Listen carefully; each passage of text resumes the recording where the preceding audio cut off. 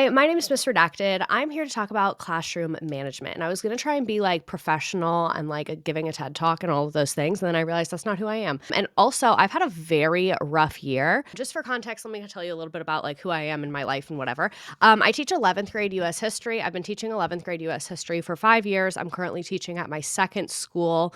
And I would say this is my second year at my new school. And I would say that this semester's classroom management truly threw me in a way that was horrible. Like it really tore me down. And if you followed me, you know that like classroom management is something I'm really passionate about. I'm very incentive based with my classroom management. And I feel like I've really been on like a journey the last couple of years and like refining my classroom management and changing my classroom management. And a lot of the things that I have preached and talked about, I still love and I still do and I still feel, but I have kind of in a sense altered my views on some things. And I think it also comes from kids change and schools are different in different areas and different kids respond to different things. So I kind of just wanted to make a video to chat about like how I was feeling, some of the mistakes that I made this semester, what I want to change for next semester and improve, and some of the things that I do that I love that I highly recommend to other people and talk about them. So one, let's start with like my general classroom management structure and like what I've always talked about and always done and loved, and then what I realized this year is like lacking that I need to implement. So one, I use a raffle system. These are the tickets that I use in my class. I buy them on Amazon, but when I was a little bit broker my first year teaching, I just printed them on colorful paper and made a kid cut them out. So you could literally use scraps of paper. I like to make classroom management very non-purchase necessary. So whenever a kid is good, they're doing their work, they ask a good question, they're being helpful, they put their phone away without having to be asked to, I will give them a raffle ticket or two. So usually a couple times each class period, I walk around the room and anyone that's working on task, I give them tickets. When they come up, I use Nearpod for a lot of my slides. If you don't know what that is, it's like an interactive PowerPoint. If they come up to my screen and do the activity on the big screen, I'll give them tickets for that. And then they write their name on the back of the ticket and put the ticket in the jar. I know some teachers use where the tickets tear and the kid keeps half and you keep half and then you say the number. That always just felt a little too complicated for me. And when I tell you I give those tickets out. Some kids will earn 10 a day. So I just have them write their name on the back. I'm not trying to keep track of a bunch of numbers. And then every Friday, I pull winners from the raffle bin or from the little jar, and they get to pick a prize from my prize bin. So in my prize bin, I have chips, I have candy. I also have these passes on my Teachers Pay Teachers. The kids love them. I just print them and laminate them so I can reuse them. They can get out of an assignment. I don't give them 100 on it. I excuse them from it. However your grade book works, that might look differently. They can keep their phone for a day. They can get a positive call home. There's lots of things they can get, which they really love. I also recently they've loved toys, which is cool. I teach high school. Normally I didn't think they would be into that, but I have little squishy stress balls and things like that. And I know all of this sounds really expensive, and it is really expensive, but like I said, with those little cards, you don't have to buy mine. You can make your own. I will not be offended at all. And that can be free. Like a positive call home, that doesn't cost you anything. Keep your phone for a day, that doesn't cost you anything. And those are my most popular rewards. My kids will come up and they go, "You already know," and they always want to get out of the assignment pass, which honestly has gotten out of hand this year. So that's kind of my incentive system. And I started something new this year. I have mixed feelings about it. This is where I'll kind of get into my struggles. So the school that I'm at has had very high administrative turnover. I'm on my third principal within a year and a half. There has only been one administrator that has stayed the entire time I've worked there, which has only been a year and a half. And I don't say this to be insulting to anyone or anyone's job. I just say it because it's a fact. We do not have an organized discipline system at my school at all. We don't have detentions. We do not have consistent punishments. We do not have consistent consequences. And I'm not even a person that's they need punishments and they need consequences. But just seeing the difference between my old school and my new school on discipline has been so enlightening to me. So at my old school, I would say there were tons of problems there. I've been open and honest about. It was mainly the adult problems, problems with district office, problems with the office that oversaw struggling schools, problems with my administrators treating us very disrespectfully. But I never had kid problems there. Occasionally you'd get a kid or two that was difficult to work with, but generally speaking, I never had kid problems. And I was oh my God, I'm so good at classroom management. I never have kid problems. But what it really was is at that school, if you wrote a referral, the kids got expelled. And I don't think that that is the best way to go about things.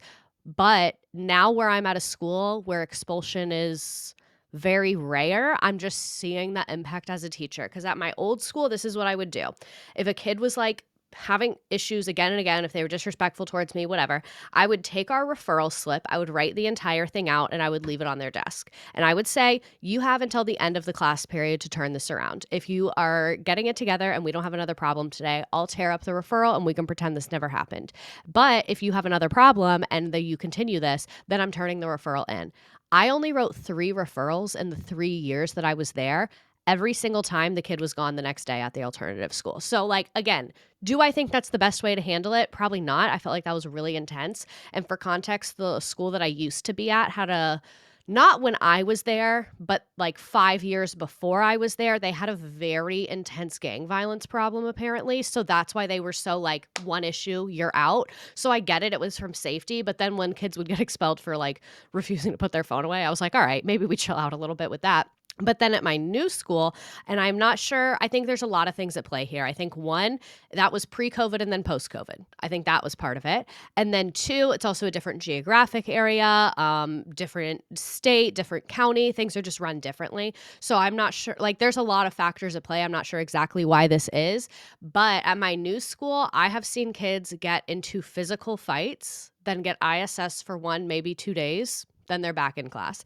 At my old school, if you got in a fight, we were never going to see you again.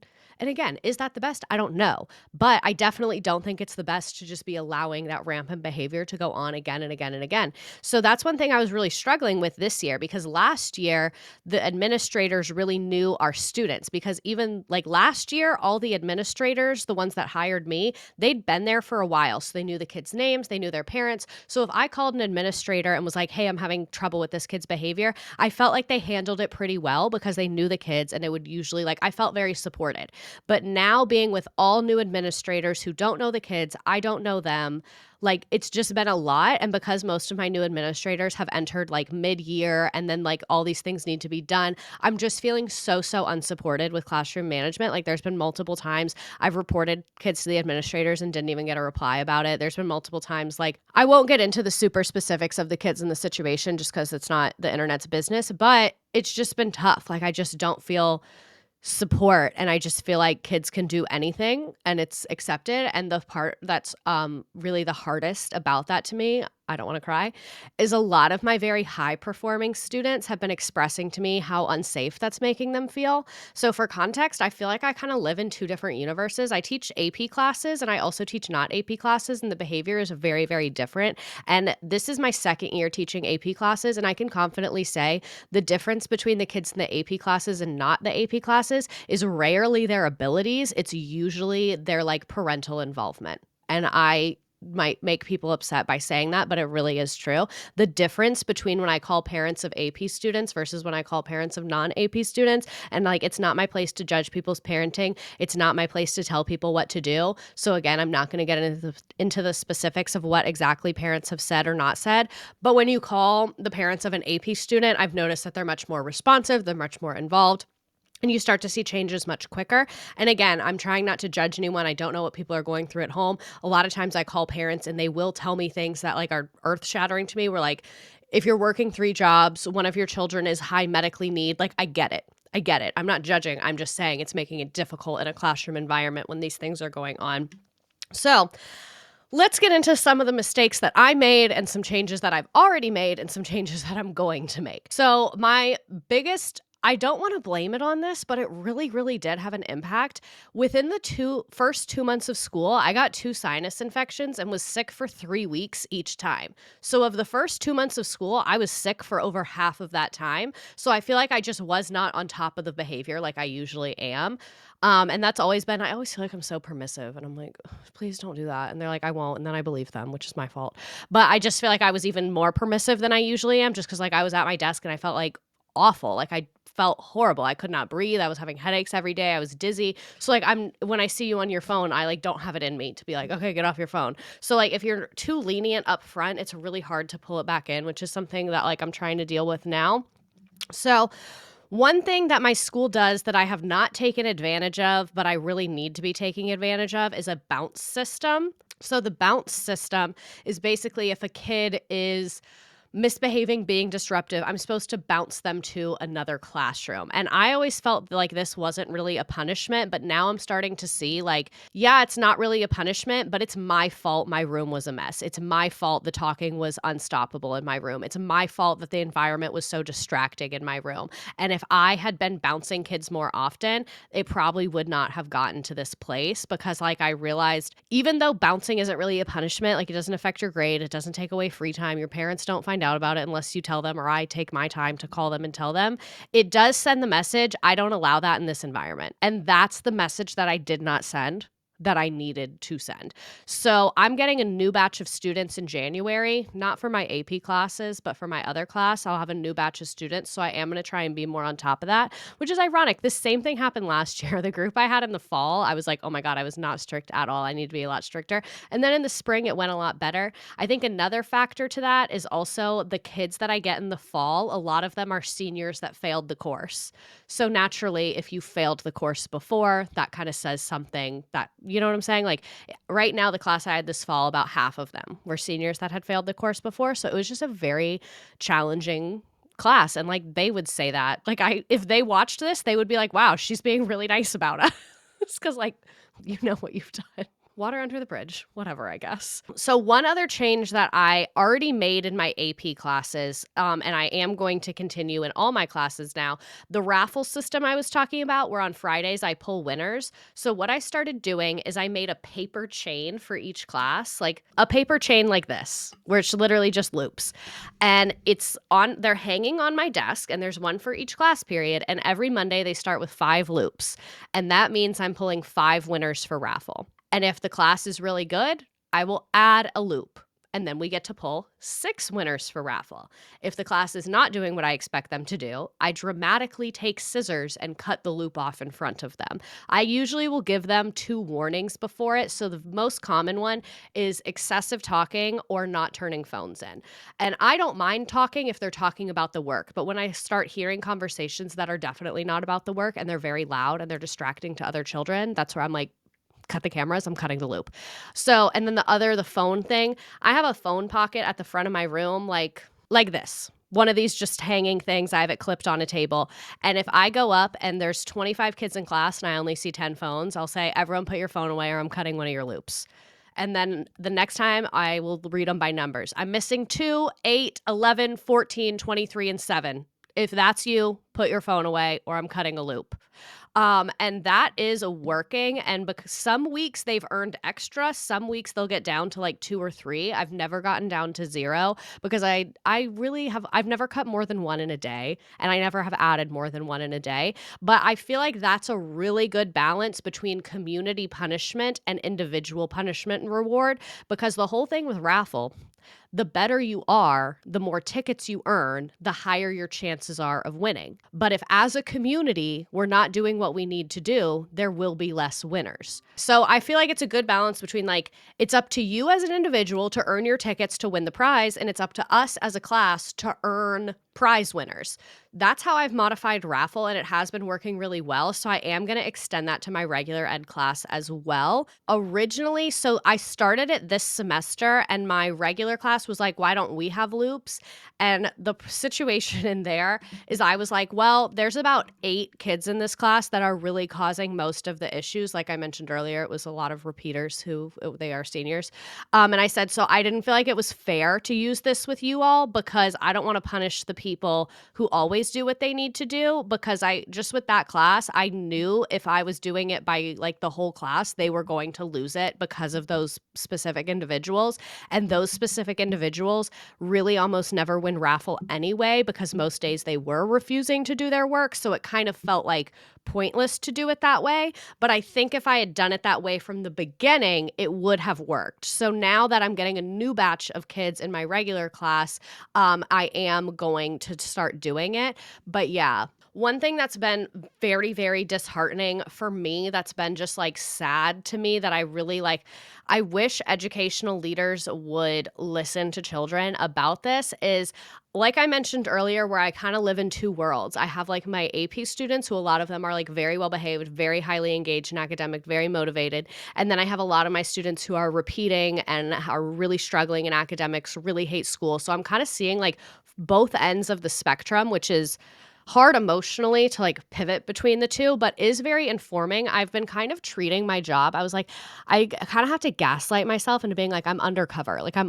undercover doing education reporting about everything that's going on. So that's why all these things keep happening. And I was talking to a couple of my advanced students that are in my AP class, and I said, like, what makes school like hard for you? Like, why do you do really well compared to a lot of your peers, and like what do you think the problems are? Like, I was just talking to them about the school, and one girl said something that really, really, really broke my heart. And normally I do not curse on this channel, but she cursed when she said it, and I think there's no other way to explain it. She said, when I see kids fight and then they only get one day of ISS and then that kid is sitting next to me in class that day, it makes me feel like y'all do not give a fuck about my safety or my education. And I was like, thank you for telling me that. That is so real of you. And then another student, she said, it's really annoying when I just want to go to the bathroom in peace and then get back to doing my work. But then every time I go into the bathroom, people are vaping or smoking or fighting. It just makes me feel like I don't even have like human rights. And I think that we are doing such a disservice in education by allowing poor behavior to be rampant. And I think that like a couple years ago, there was this big push around like the school to prison pipeline and schools being overly punitive. And I think that that was good. I think it's good when we talk about those things, but I think what the school system responded with was not good. Instead of saying, yeah, we need more discipline that's actually effective and actually progressive, just putting kids in prison, putting them in an alternative school, and shoving the problem away doesn't fix it. We should actually be investing in effective solutions like counseling services, one-on-one educational support. Because in my view, most of the kids that have behavioral issues also have academic issues. And if they had like a one-on-one para to help them with their work and help motivate them and assist them, I think the behavioral issues would get a lot better. Instead of doing that, schools, I feel like, have just gone the other direction and been like, well, we don't want to be sued, so now we just don't give consequences, which is so, so, so unfair, and I think is making educational outcomes worse for everybody. And it just makes me incredibly sad, especially working with a lot of very advanced students and hearing their perspectives on it, that like they don't feel safe and they don't feel cared for and they don't feel valued and they don't feel that their education has value, because that's the message that we're sending them when we allow all of these horrible behavioral things to happen on a constant basis. So I also feel like so much of classroom management advice on YouTube is like assuming that you're in a school community where you have support. And so I just wanted to make a video about like, this is what I do that works, and I don't feel supported at all in classroom management, and I feel the effects of that. Like, no magic system in your room can replace institutional support. No magic system of raffle or prizes or anything can fix a widespread school issue. But I will say, I think they can improve them. And I have noticed that a lot of kids are very, very, very, very motivated by Raffle. A lot of kids really enjoy my class because of Raffle. They get excited about Raffle. It makes them feel like they have something tangible to work towards. And like earlier, I was mentioning Nearpod. Nearpod is where you can have your slides be interactive. Because I've really been struggling this year, I have not been grading the Nearpods, which normally I give them a grade or two each week for Nearpod participation. Because Nearpod, this sounds sponsored, it's really not. Nearpod will give you a report with each kid's name that says what they answered. Normally, once or twice a week, I like to give them grades for that. But because I've been busy, I just haven't. And I was really afraid that kids would just stop doing it. Like they would stop answering the questions on there and just put their head down. But they haven't. And I think that's because of Raffle. Because when they have good answers, I'll give them tickets. So they don't feel like they're working towards nothing. So I just came and wanted to make a video to say, like, if you feel unsupported in classroom management and it's making your job feel impossible, I see you and I'm with you, and it sucks. It sucks so, so, so, so bad. Like, it sucks. That being said, There are still things you can do within your room to try and build a culture of positivity and work ethic and grit and academic engagement. It might not be perfect, but I still think it's worth it. And I've been doing Raffle since my first year teaching, and I just can't imagine not doing Raffle. I just love it so much. The kids love it so much. I feel like it's such a good community builder. And then it can also lead to other things. And like, this might make me sound like a crazy person, but if you're a teacher, you get it. So there's been times that a kid said something really disrespectful, and I say, I'm taking your tickets. And I'll sit there with the jar going through them, taking their tickets out, and like, you can't win Raffle this week because you just disrespected all of us by throwing that thing across the room, calling him a name, whatever. So I think when you have like some kind of group incentive that's also an individual incentive, it opens up you to be able to have effective and responsive and adaptable classroom management.